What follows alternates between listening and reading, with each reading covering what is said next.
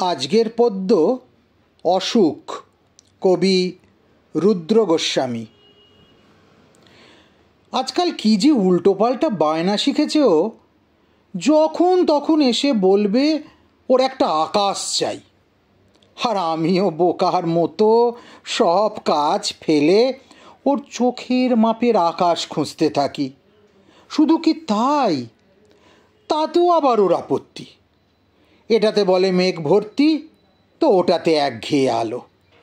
গোধূলি আকাশ দেখলেই ও আবার লজ্জায় মরে যায়। আমার হয়েছে জ্বালা।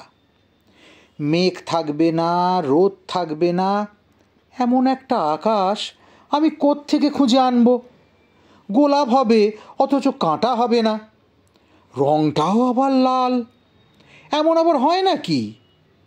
একটা কথা আমি কিছুতেই বুঝতে পারি না, ভালোবাসা বুকে এসে বসলেই মানুষ কেন পাখি হতে চায়।